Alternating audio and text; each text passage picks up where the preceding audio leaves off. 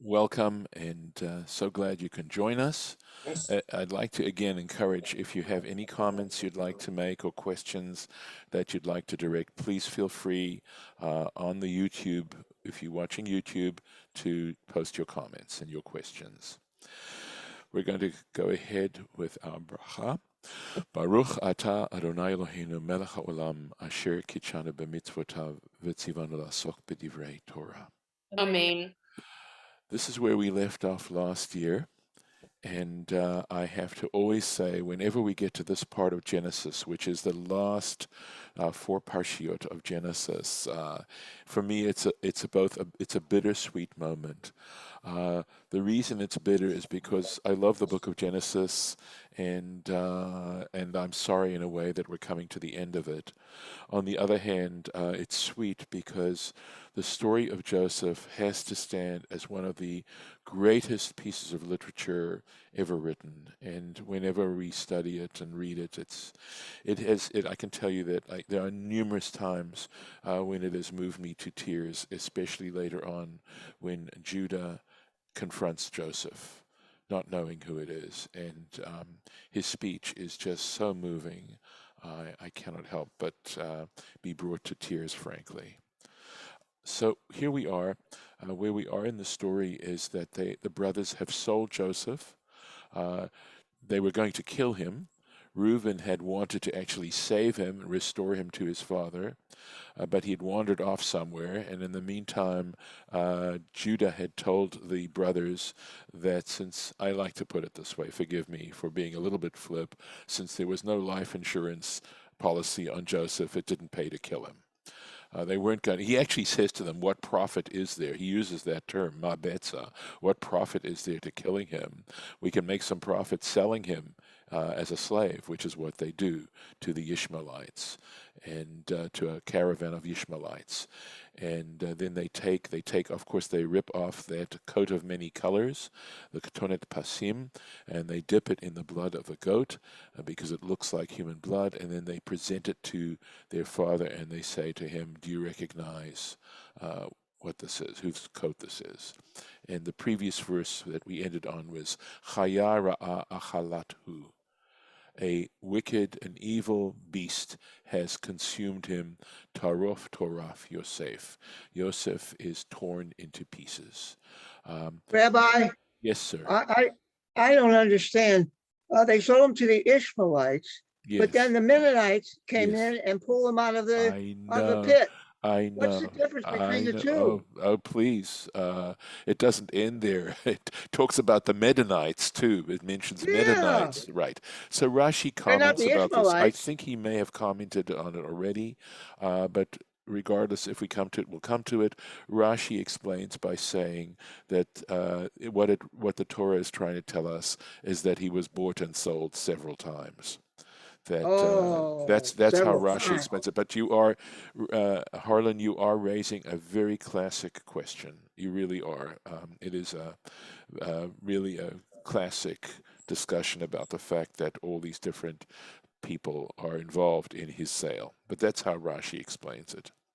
Okay. At any rate, I was going to say that the statement on Jacob's part, a wicked beast has consumed him, is understood also as a prophetic statement regarding Potiphar's wife, which has not happened yet, but that basically, of course, he might well have been killed for what he was accused of doing. But we'll get to that in time.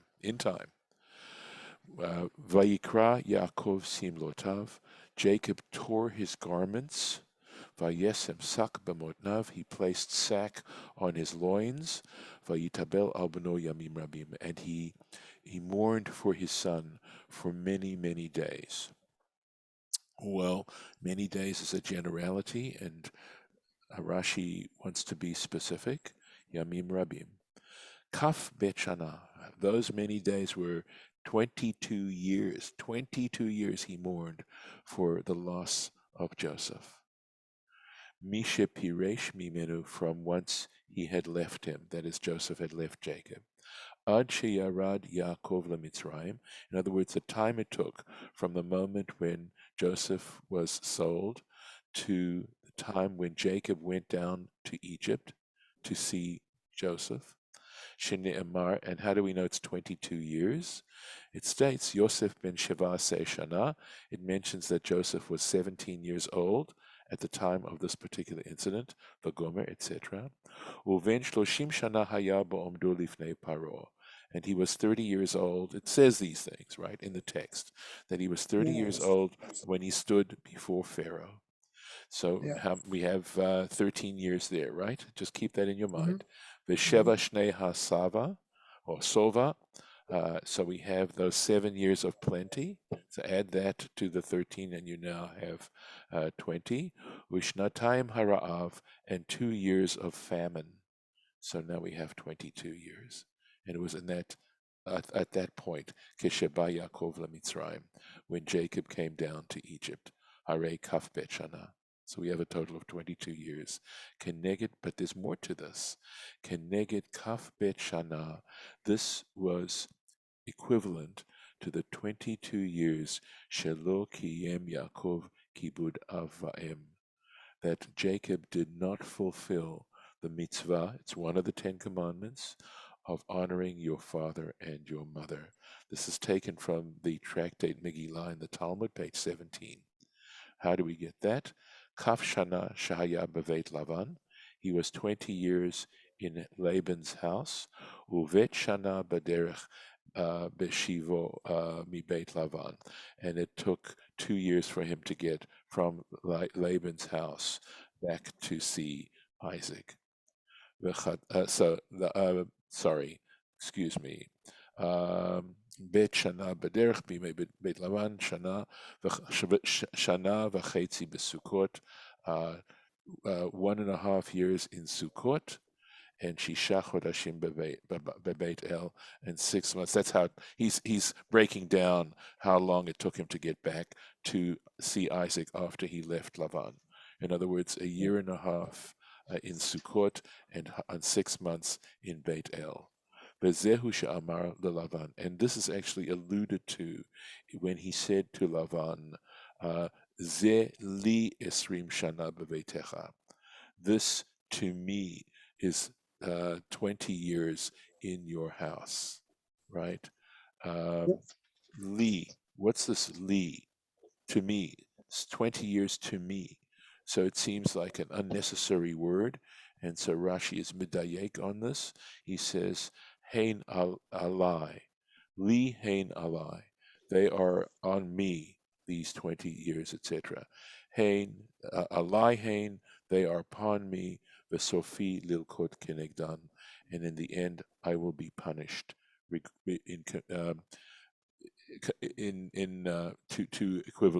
equivalent to them. So interesting to think of the importance of honoring one's parents, and because it certainly doesn't feel as if Jacob had much choice in this matter. And generally speaking, it's a principle that's laid down very early on in Genesis. My professor, my Bible professor Hanan Brichto, when I was at rabbinical school, discussed this beautifully, and he compared the Greek sense of tragedy with the Jewish or biblical sense of tragedy. What's tragedy from a Greek perspective is you can give it in Ulysses, that whether Ulysses likes it or not, he's going to kill his father and sleep with his mother. He doesn't have any choice. On the other hand, in this chapter in Genesis, before Cain kills Abel, God says to Cain, I know what you want to do. It's very strong, but if you choose, you can overcome it. In other words, tragedy from a biblical perspective is the fact that human beings don't try, even though they're capable of overcoming the evil impulses. They don't. That's tragedy. It's tragedy from a biblical perspective. And of course, it's a lesson that I've never forgotten because it was a powerful lesson. But here it seems like Jacob didn't have a choice. So it is an interesting example, but we have to think that somehow Jacob did have a choice in this. Well, At it least, didn't need to yeah. take him 2 years. I mean, I No. guess if he didn't have to, first of all, he didn't have to stay with Lavan as long as he did, right? After 14 years, he was done. Yes, that's true. He could have. So he stayed Yes. an extra, So yeah, the extra an extra the 6 extra years. 6 years, the extra 6 years to, He didn't have to stay an extra 6 years. And then when he right, left, he could have yeah, gone straight home. right. One thinks, right? I mean, look, he would have had to take his time. He explains to Esau that the ewes were lambing, and he couldn't rush, but he didn't have to take 2 years. I wouldn't think it would take 2 years, regardless. So I appreciate your point. No, Well, thanks, I Shira just Bev. remember learning from Aviva Zornberg that Yes. this is, she makes a lot of this. Oh, good. And All right. yeah, and I don't remember, all the depths and elaborations, but he had left in such a terrible state, Yes, right, right. Because Laban of was chasing him. He didn't tell Laban he was leaving. no, I Right. actually meant he had left his parents' Oh, home sorry. in Okay. such a Yes, terrible state. yes, Um, yes. with this, your brothers wants to kill you, go away, escape your brother's Correct. anger, Correct. and And also that you're to marry a wife from the family. Remember, there were two reasons he was sent away. right, Yeah. and that he succeeded in, but his Right, brother still, he's still afraid of his brother. right. He's still apparently not resolved his feelings about his father, I think, because we still have that original problem of his father loved his brother, Mm-hmm. Mm-hmm. right? And and the problem of what his mother did. I mean, she cooked up a very clever scheme, but then when it's time for him to run away, she says, "Run away until your brother forgets what you did to him." Right, In other right. words, not what we did to him, what you did to him. Yeah. So I would just imagine that he's got really mixed feelings about his parents there. It could well be. By the way, I don't know if I had shared this or if you were there as to whether or not Rebecca was malicious in tricking Isaac. I think that if one looks at it carefully, actually, and partially because after Esau comes to ask, first of all, the blessings were given under false pretenses, right? And instead of saying to Isaac, "Oh, your brother tricked me, and therefore they're null and void," right? He says, "Indeed, he will be blessed." So one has to look deeper into that whole issue when it says Isaac loved Esau because he had a taste for game. And it could have been that Isaac manifested it openly, but actually loved Jacob more. The other piece is that when Rebekah did what she did, she was worried that if Isaac showed that preferential treatment to Jacob, Esau would kill him. And in fact, she's worried about that anyway. That's brought out too. And so it seemed to me, I gave a Dvar Torah about this, that actually Rebecca was thinking of her husband, and it was love of her husband that she made it look like it wasn't he was not responsible for the fact that Jacob received the blessings. Even though, remember, it says that the wives that Esau married were a source of deep trouble to both Isaac and Rebecca, not just to Rebecca. So there's a lot going on there, and of course, I don't want to take all the time now to pull it apart. But I mean, I think the analysis of how Jacob might have felt about his parents is a really great way to go. I don't think you were able to make it when we discussed the comment that Rashi and we looked into the Torah Tamima, how much when Jacob wrestled the angel, remember, he wound up being injured because he had hidden Dinah, remember, and he didn't want Dinah. Rashi says he didn't want Dinah to marry Esau because she might have turned Esau towards the good, and the Torah Tamima does an incredible job of pulling out how much Jacob hated Esau to such an extent that he didn't want him to improve and he didn't want him to do tshuva, and so he deserved that whole incident of Dinah, right? That whole awful incident of Dinah because of the hatred he had and bore for Esau. So that's actually brought out explicitly there through the analysis of the text. So, when he's wrestling with Esau, another piece, and maybe you were there when we discussed this, Harlan was bringing it out, was possibly he was wrestling with himself, because there's a lot of Esau in Jacob, and that may also be part of the whole idea of them being twins. Okay, that Jacob had to wrestle with his own bad nature. Again, we talked about this quite a bit last time. But thank you, Sherbeth. I really appreciate your bringing up Aviva Zornberg, what you learned from Aviva Zornberg. Was there anything you wanted to add, please? I know I talked quite a No, bit. that was the main idea, was that he had very strong mixed feelings about Yes, his childhood home and his I could parents, and imagine. so we could understand why, if he's wrestling with himself, a trip that might otherwise take 3 weeks could take 2 years. Thank you. Yeah. Yeah, that's helpful. Thank you. And at least you answered the question that I had raised in terms of this, in terms of There's a similarity determinism. there. Yeah, yeah. There's a similarity there. Isaac liked Esau more than he liked, Jacob, because Esau was, a hunter and everything like that. And here Jacob likes Joseph. So it's a similarity. Yes, you're right. There's a parallel there. You are right. There's Yeah. a parallel for sure. Thank you. Vayakumu chol vanav v'chol benotav. All his sons and all his daughters arose lenachamo, to comfort him. Vayima'en lihitnachem, but he refused to be comforted. Vayomer, and he said, Ki I read El Beni Avel Sheola, for I will go down to my son mourning to Sheol.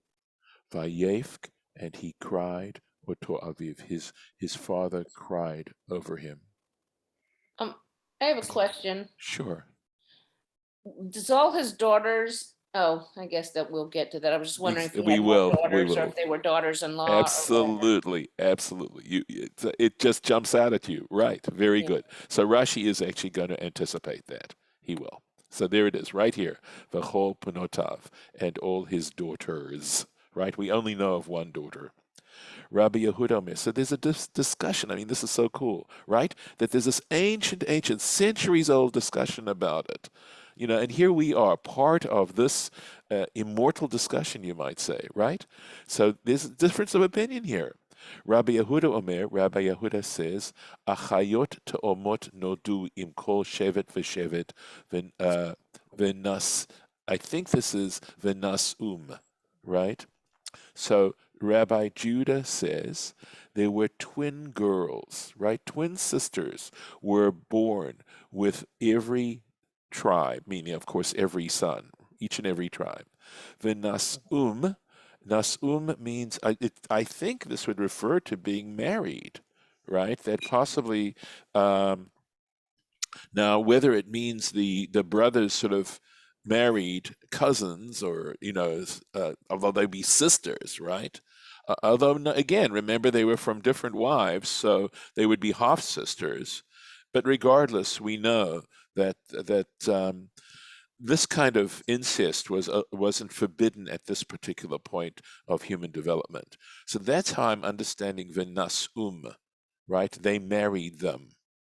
Rabbi Nehemiah Omer, however, Rabbi Nehemiah says, interestingly, right, he disagrees with Rabbi Yehuda, and he says, Kna'aniyot hayu, they were Canaanite women.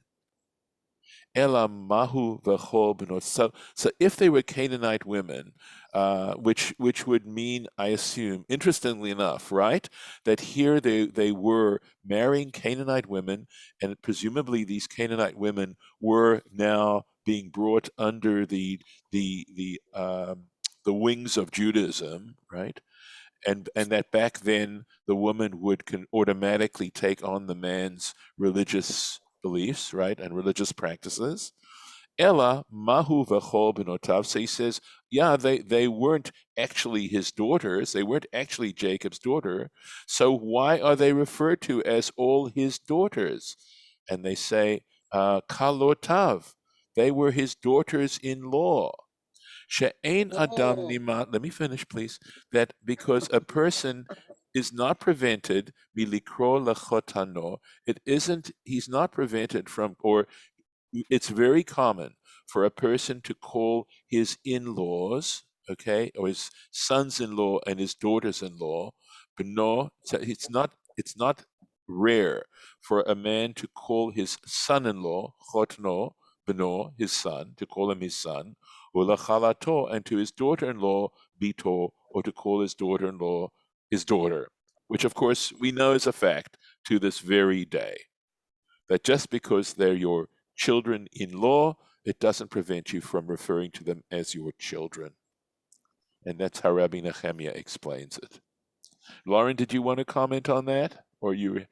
No, that's exactly what I assumed. Yeah, right. The Harlan, Nehemiah one. Harlan, did you want to make a comment? oh yeah.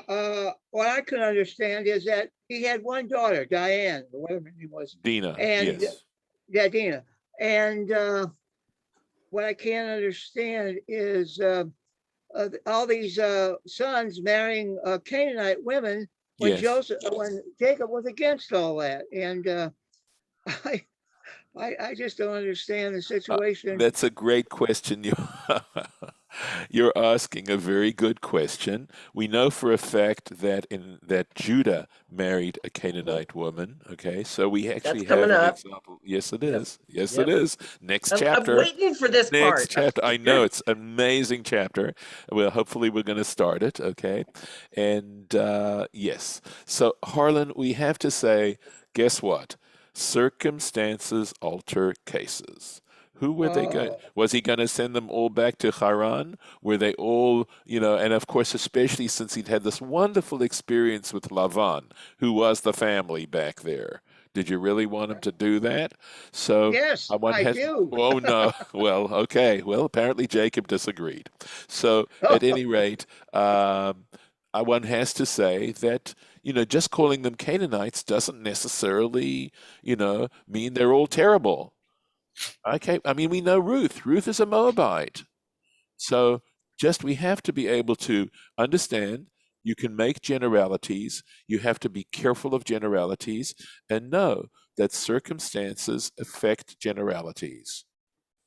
And so we have to assume, look, the fact that his daughters-in-law, if we follow Rabbi Nehemiah, if we allow for his explanation, and by the way, the fact that his comes second sometimes is a suggestion that there might be some preference to that suggestion, is that they had the compassion on their father-in-law, that they loved their father-in-law, and it wouldn't be the only time when daughters-in-law really love their fathers-in-law. I don't And, know if that's was that a conversion? yes, Did they convert like Ruth they did? would have. Well, Ruth is a different example, but yes, I mean, basically the way Ruth did was, that statement that she makes to Naomi, right? Your Right. people, entreat me not to leave you, or and the various specifics of that. Yeah, they would have Oh, converted. That's what we would have to okay. say. All right. Okay. Right. Yeah, that's So let's okay. go on. Thanks. So it says he refused to be comforted. And in Bereshit Rabbah it says, Ein Adam mekabel tanchumim. A person is not capable of receiving consolation. He cannot be consoled. Al hachai, if that person is in fact alive, v'savur shemet, but he thinks that person is dead. So Joseph, of course, Jacob thought Joseph was really dead, but he was actually alive.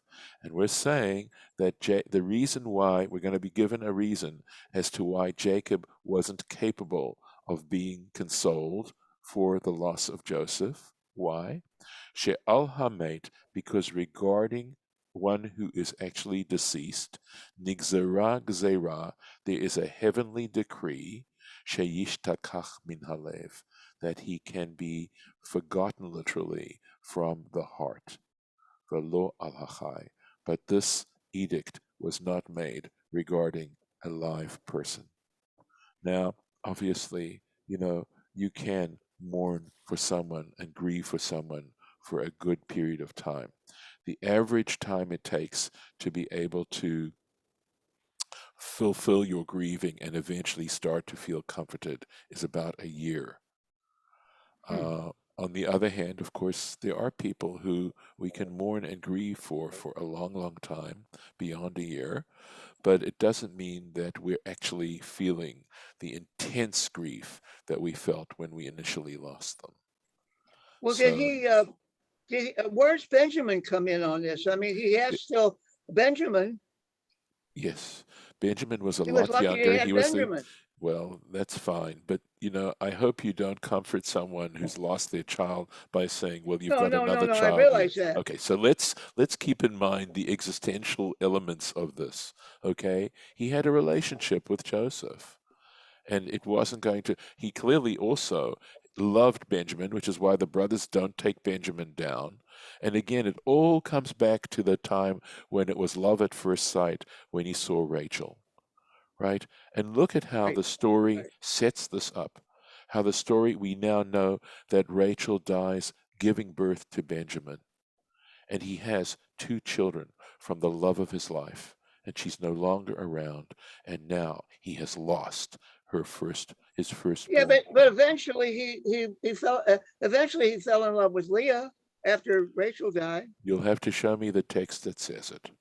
It's in there someplace. No, it's not. Eventually, It's not. over time, he I fell in think love he with cared. Leah. I think, okay, it doesn't say that. It doesn't say that. And it doesn't mean that he didn't love Leah. It wasn't a love like he Different. did for Rachel. No. Well, there we go. That's the point. I mean, he understood what his responsibilities were as a husband. And by the way, the story of Reuben, which talks about sleeping with Bilhah, who was Rachel's handmaiden, is actually a Yeah. euphemism. It's actually a euphemism, and it really has to do with his preventing Jacob. What happened was it happens right after Rachel dies, and Mhm. the reason why is that Reuben did not want to see his mother humiliated because his father was going to go sleep with and be intimate with Bilhah. And so he Yeah. prevented that. And so the text says he slept with Bilhah, but it doesn't mean he really did. So we have to understand the text very often. That's why we have a Rashi, is that we do, and a tradition around surrounding the text. Let's keep going. Ered let's make sure I've got it right. El Bani, I will go down to my son. And it says Kamo al Bani. He's saying this word El is to be understood as al, meaning on account of my son. Not to my son literally, but on account of my son. Vaharbe El, and there are many times when the word El, mishamshim belashon al, actually has the meaning of on account of. And he gives examples. Samuel 2, chapter 21, it says El Shaul ve'el Beit Hadamim, and it doesn't mean to Saul and to the house that was bloodied. It means because of Saul, on account of Saul, and on account of the bloodied house. And again, this is Shmuel Aleph Daled, and it's first book of Samuel, chapter 4. El, I'm not sure, this is an interesting formation of the word. I'm not sure exactly how to pronounce it without the vowels here, but it refers from its word from lakach, and it means, of course, says to the taking of the ark of God, but it means on account of the fact that the ark of God was taken. So there's a passive voice there, and please forgive me, I just cannot think of what the construction is. Halkach, I'm not sure.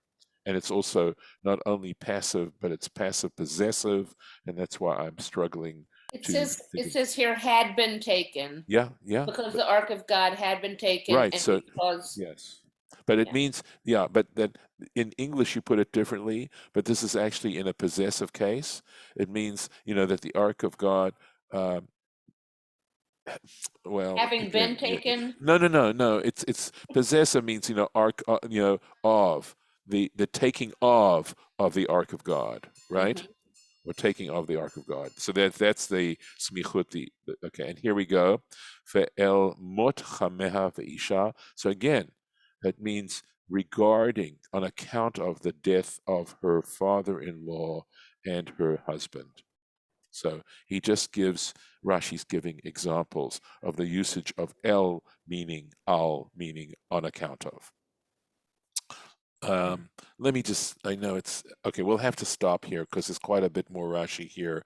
So let me put in the little marking here and we will continue next time with that. Or Rashi's. Yeah, I know. It's great stuff here. Okay, let me find it. Yeah. I'm going to stop the share and stop the recording and thank those who have joined us this morning.